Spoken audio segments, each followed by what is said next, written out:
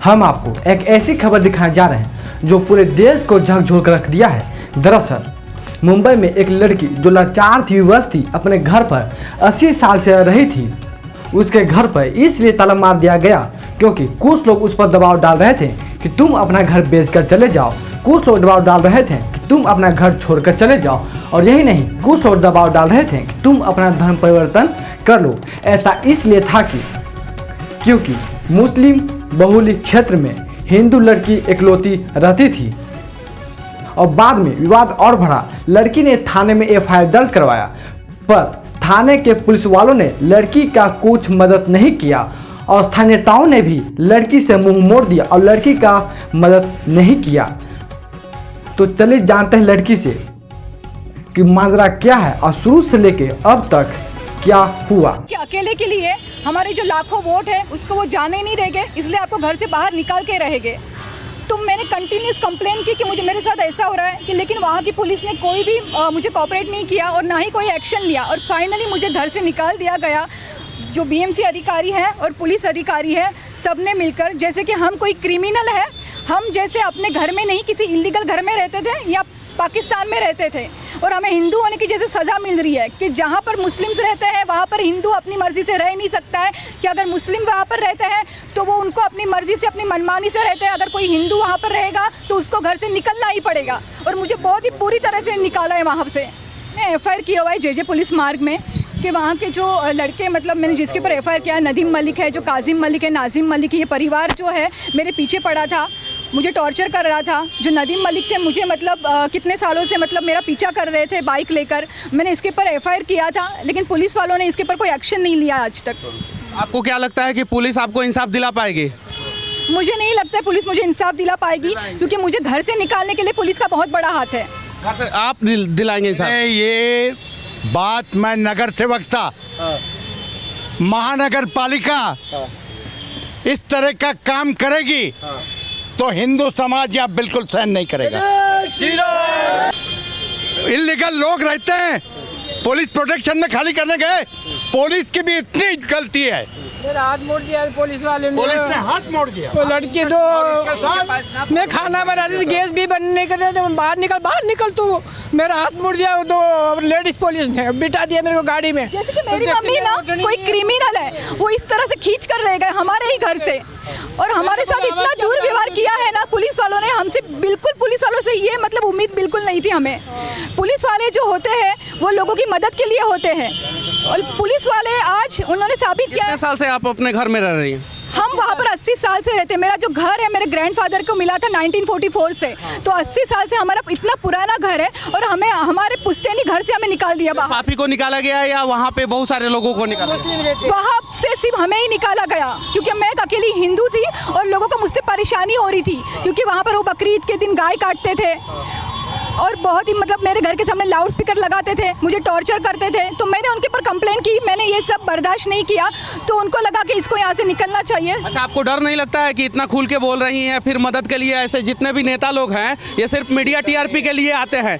अब मैं कड़वा सवाल इन लोगों से करूँगा, बाद में करूँगा। ये लोग सिर्फ और सिर्फ मीडिया टीआरपी के लिए आते हैं, बाद में आपको अकेला छोड़ देंगे, आपको कहीं आपके साथ कहीं दुर्व्यवहार होगा, गलत होगा, उस समय ये लोग नहीं खड़े होंगे। आपको डर नहीं लगता है? नहीं, मुझे डर नहीं लगता, क्योंकि मेरे साथ जो हो रहा है इतने सालों से हो रहा है, तो मैं डरी नहीं। मुझे निकालने साल से हो रहा है ये सब? 10-12 साल से हो रहा है, क्योंकि जब से वहाँ पर मैं बकरीद के दिन वो लोग गाय को लाए थे काटने के लिए, तो मैंने उनके ऊपर कंप्लेन की। तो मुझे डर बिल्कुल भी नहीं था कि अगर हिंदू धर्म में है कि हिंदू लड़की हो, अगर मैं अपना धर्म फॉलो नहीं करूँगी तो फिर मुझे मेरे हिंदू समाज। आपका धर्मांतरण के लिए भी प्रेशर डाला गया आप पे? हाँ, मुझे ऐसा बोला गया था। ऐसा बोला गया था? किसके द्वारा बोला गया था? अगर आपको यहाँ पर रहना तो हमारे हिसाब से रहना पड़ेगा, नहीं तो आप यहाँ पर रह नहीं सकते हो। अच्छा, इसमें सबसे ज्यादा दोषी कौन है? कल्प्रिट कौन है? कल्प्रिट जो है काजिम मलिक, नाजिम मलिक, ये मेरे पड़ोसी हैं, ये कल्प्रिट है। मैंने इनके ऊपर एफआईआर किया था, और जो लोग मुझे जानते नहीं थे ये क्या करते थे, लोगों को घर घर जाकर इंस्टिगेट करते थे मेरे खिलाफ कि ये लड़की यहाँ पर रहती है, ये हिंदू है, और हमें सबको मिलकर यहाँ से इसको निकालना है। अच्छा, ये बताइए कि आपने इसका शिकायत जो है पुलिस कमिश्नर को या यहाँ के नए नवेले मुख्यमंत्री को कभी किया है क्या? हाँ मैंने किया था, मैंने पुलिस स्टेशन में, मैंने पुलिस कमिश्नर को, मैंने 2 साल से मैं कंटिन्यूस कंप्लेन कर रही हूँ कि मुझे ऐसी धमकियाँ मिल रही है, लेकिन पुलिस ने आज तक उनके ऊपर कोई एक्शन नहीं लिया। मुझे गलत ठहरा रहे थे कि नहीं आप गलत हो, आप वहाँ से निकल जाओ, आपको वहाँ पर रहने का अधिकार नहीं है। अभी महाराष्ट्र में कहने को तो हिंदुवादी सरकार है, क्या उससे उम्मीद है आपको? हाँ उनसे उम्मीद तो है मुझे थोड़ी बहुत। उनसे उम्मीद है।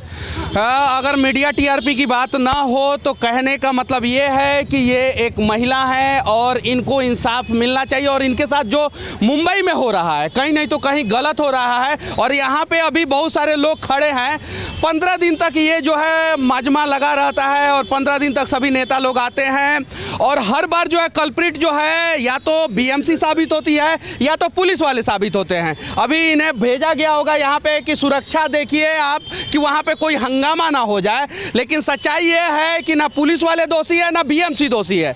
दोषी कहीं नहीं तो कहीं वो नेता हैं जो वोट बैंक की राजनीति में इनका घर खाली करवा रहे हैं, और उनका जो आदेश आएगा बेचारे ये पुलिस वाले वही करेंगे और हर बार जो है हर बार। हाँ नाम लीजिए। उन्होंने मुझे धमकी दी थी कि हमारे जो एमएलए साहब हैं आमीन पटेल, वो आपको मदद बिल्कुल नहीं करेंगे क्योंकि आपकी अकेली हिंदू के लिए वो हमारे इतने लाखों वोट उनको मिलते हैं, तो वो हमारी मदद करेंगे और आपको घर से निकलना पड़ेगा। उन्होंने मुझे ये सच्चाई ये है, और ये जो है आर्थिक राजधानी भारत की है, और भारत के आर्थिक राजधानी में अगर एक हिंदू लड़की और उसका परिवार सुरक्षित नहीं रहेगा जहाँ पे 80 साल से वो रहता था, तो जरा सोचिए कि ये आर्थिक राजधानी जो है भारत का किस प्रकार से विकास करे। हमारे ऊपर जो हिंदू समाज के ऊपर जो भी प्रॉब्लम्स है और जो उनके ऊपर अत्याचार हो रहा है हम उसकी बात कर रहे हैं। और एक ये विचारधारा है, ये विचारधारा पूरे भारत में फैली हुई है। उसी विचारधारा का कन्हैया लाल के ऊपर भी प्रॉब्लम था, उसी विचारधारा पे आज हमने अमरावती में देखा कि ये विचारधारा है, ये विचारधारा की लड़ाई है।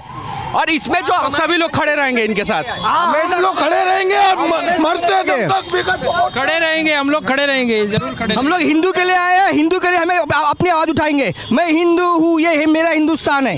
ने क्या एक्चुअली महानगर पालिका का सैटरडे को छुट्टी रहता है। कल हम लोग आए थे मगर वार्ड ऑफिसर और जो एओ है मालमत्ता के वो दोनों की इनका फोन भी नहीं उठाया और दोनों जन वहाँ नहीं अवेलेबल थे, तो इसके वजह से हम बीएमसी के अधिकारियों से बात नहीं कर पाए। मगर हम उनको आज कैसे भी करके, जो उनका पुराना घर है 80 साल का, अगर आपने उसको लॉक किया है तो अच्छी बात है, मगर वो रोड पे रह रहे हैं इस समय, समझिए वो लोग रोड पे, लिटरली रोड पे रह रहे हैं। अब अगर आप उनको, मैं आपका घर दिखाऊंगा ना उस समय जहाँ वो लोग नीचे रह रहे, जमीन पे रह रहे हैं वो लोग, उनका बैग देखिए यहाँ सामने पड़ा हुआ है, वो जाएंगे किधर? कॉल करेंगे उसको। आज बॉर्डर्स पर जानबूझ के नहीं आया, उसे सब कुछ पता चल गया था। मुझे मेरा पुश्तैनी घर चाहिए, मुझे मेरा बाप दादा का घर मुझे वापस चाहिए, क्योंकि मेरा वो लीगल घर है, कोई इलीगल घर नहीं है। मुझे मेरा घर वापस चाहिए। घर चाहिए और कुछ नहीं है, हम लोग को घर दिलाए दो। एक मिनट मैं आपको एक बात बताना चाहता हूँ। बी वार्ड जो है, बी वार्ड है ना, वो पूरे मुंबई में सबसे करप्ट वार्ड है। आप जानकारी लीजिए, बी वार्ड पूरे मुंबई में सबसे करप्ट वार्ड है। यहाँ पर जो अनधिकृत बांधकाम के ऊपर जो अधिकारी बैठे हैं वो 4 से 5 महीना 6 महीने में ना इधर से बदली हो जाता है। आप एक आरटीआई मार दो, आरटीआई में आपको पता चलेगा कि जितना अनधिकृत बांधकाम है यहाँ पर 10-10 माले चढ़ते हैं।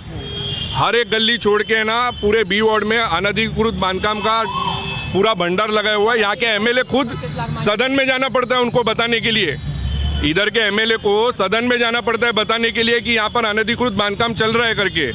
अगर ये ऐसा अगर चलता रहेगा तो समझो अनधिकृत बांधकाम ये लोग गिरा ही नहीं पाते। तभी आपको पैसा भी मांगा गया था। हाँ मुझे पैसा जो बीएमसी के अधिकारी थे मुझसे पैसा मांग रहे थे जब मैं अपना घर के लिए जा रही थी कि आप लोग हमें जो हमारा लीगल घर है दे नहीं रहे, तो मैडम आपको ना अपनी जेब ढीली करनी पड़ेगी, आपको मतलब 25 लाख देने पड़ेंगे। मैंने बोला 25 लाख, मैं कोई करोड़पति की औलाद नहीं हूँ, मैं तो मिडिल क्लास फैमिली से हूँ। आप जो मांग रही है गलत मांग रही है। अगर आपको चाहिए तो मैं छोटी रकम समझती हूँ, जैसे कि 50,000 है, 1 लाख है, लेकिन आप 25 लाख किस हिसाब से मांग रही हो? और मेरा अपना खुद का घर, मुझे अपने खुद के घर में रहने के लिए मुझे पैसे देने हैं आपको। घर का सारा कागज है आपके पास? हाँ मेरे पास घर का सारा कागज है। यस। और उसके बावजूद भी आपको वहाँ से बावजूद भी मुझे मेरे कागज को इग्नोर कर दिया, मेरे जो फाइल से फेंक दी। उन्होंने मुझसे पैसे मांगे तो मैंने नहीं दिए और बीएमसी ने आखिर में मुझे रोड पर ला दिया। आखिर में एक महिला को बीएमसी ने रोड पे ला दिया। कहीं नहीं तो कहीं ये गलत है और इनके साथ इंसाफ होना चाहिए।